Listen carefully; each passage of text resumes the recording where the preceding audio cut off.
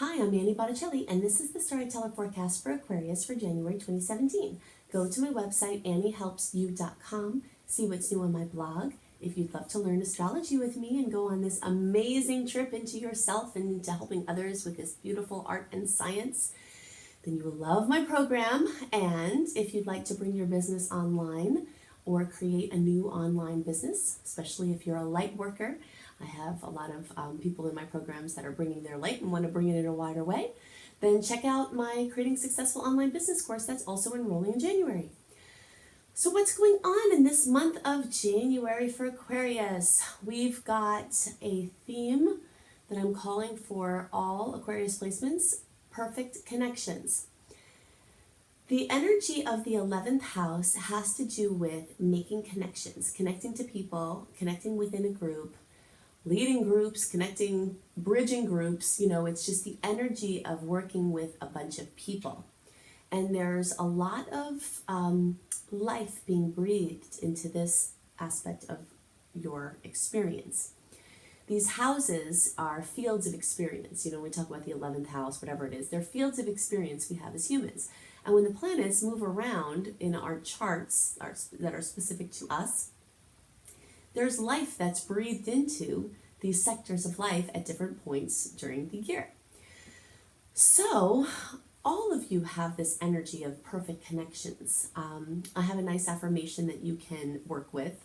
I attract perfect friends, groups, and expanded support.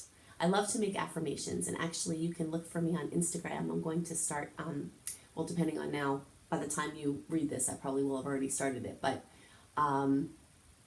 putting the affirmations that I give you in the form of pretty pictures on Instagram to help you work with them more throughout the month.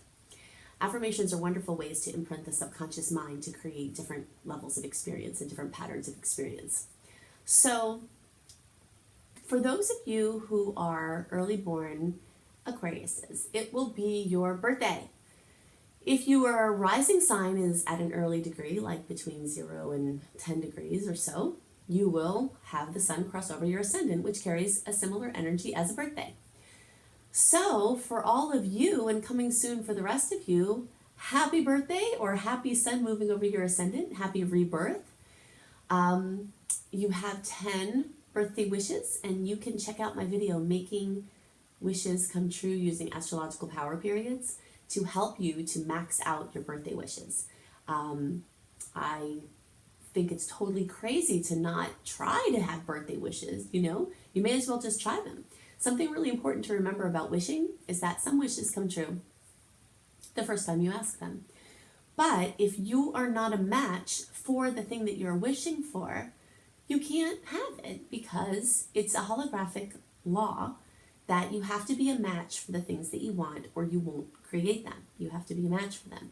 So if you keep wishing over the astrological power periods and you stay consistent with them, maybe it will take a day, maybe it will take months, maybe it will take years.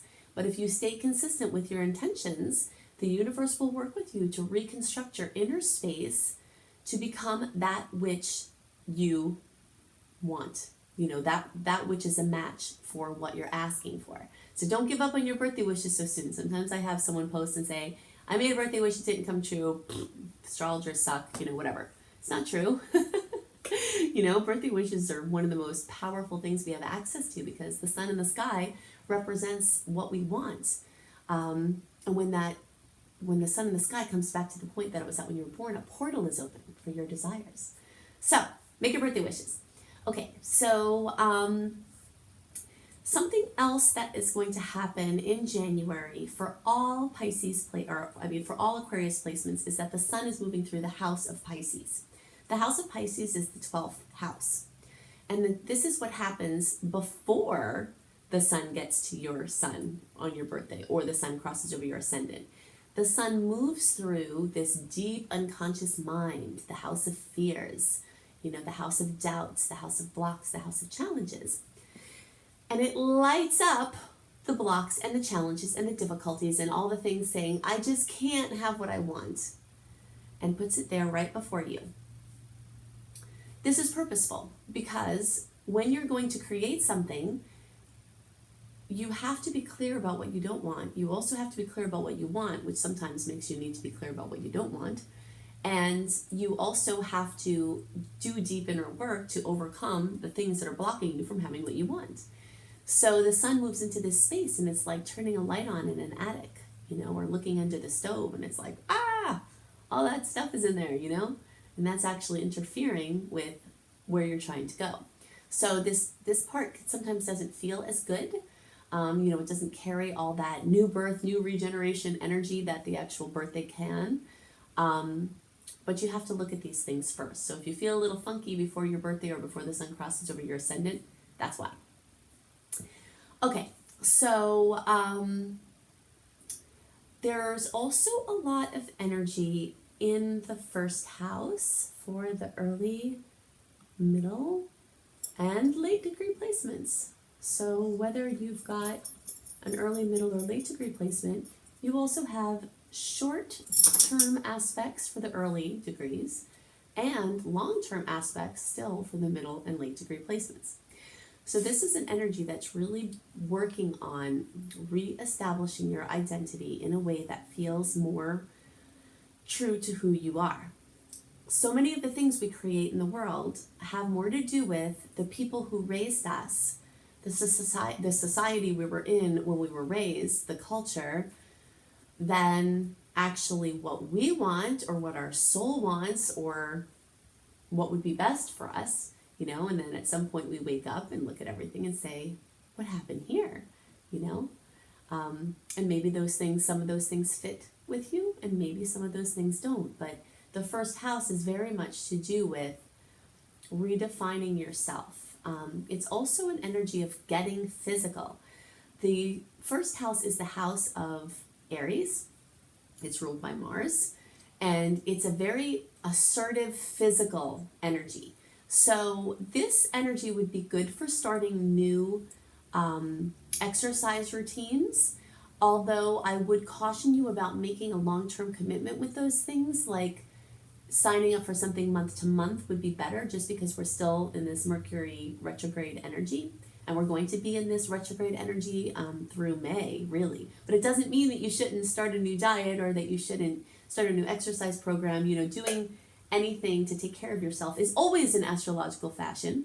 You just want to make sure you structure it around how the energies are. It's a time to try things on. So if there's a trial period, if there's a month to month, if there's something that you can do and then make a decision about it at some other point, those are the kind of things that you want to commit to, instead of, spending a bunch of money to pay for something that's like a year long, because very few of those things, when done this month, are going to carry through to fruition or be exactly what you thought.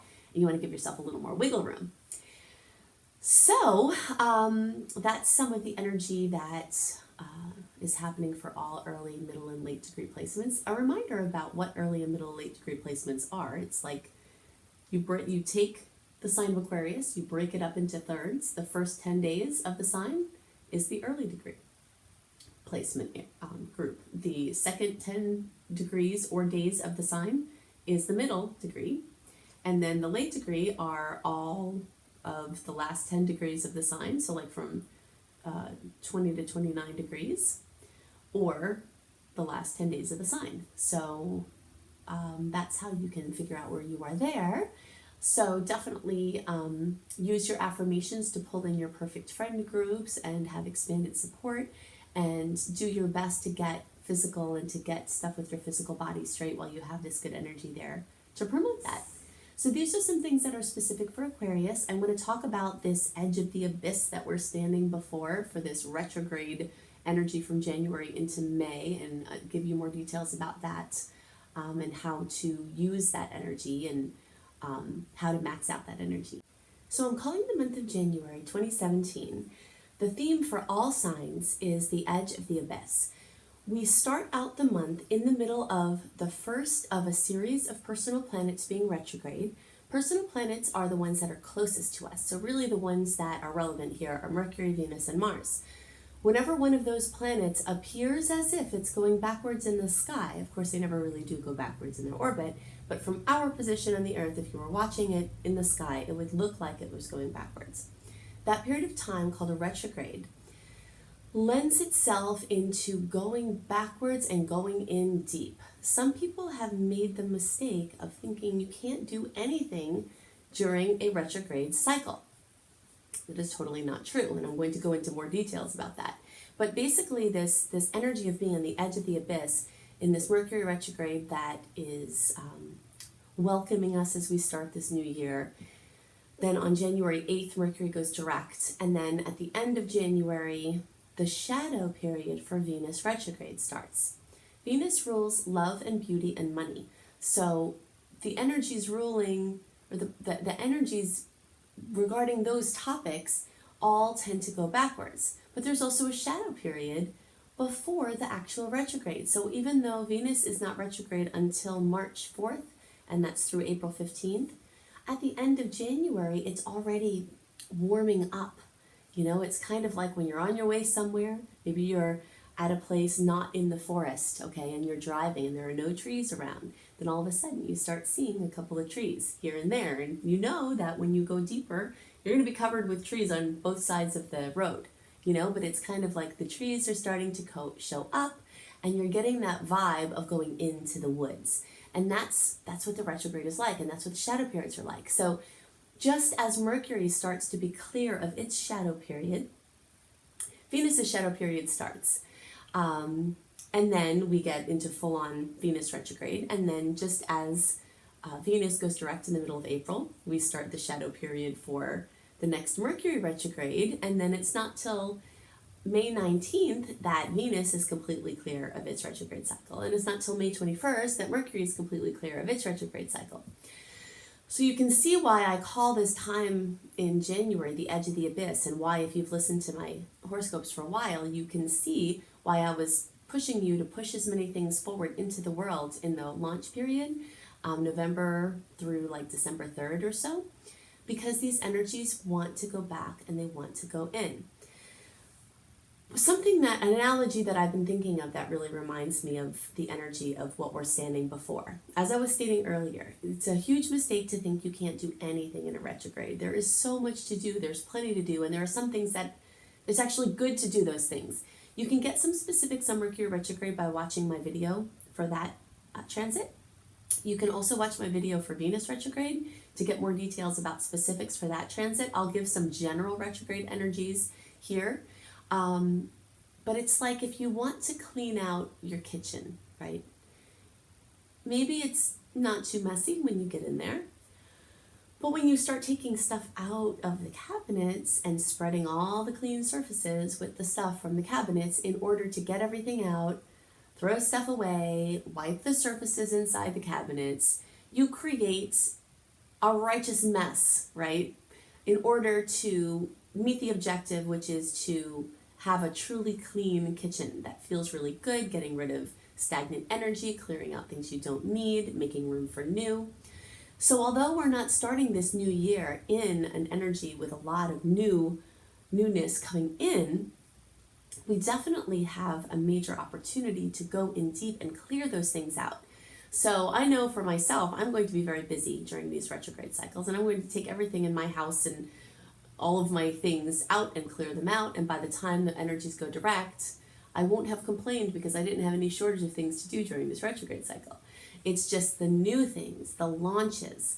If there's something you've been doing all along, like for instance, I teach creating successful online business course, and I teach an astrology apprenticeship program.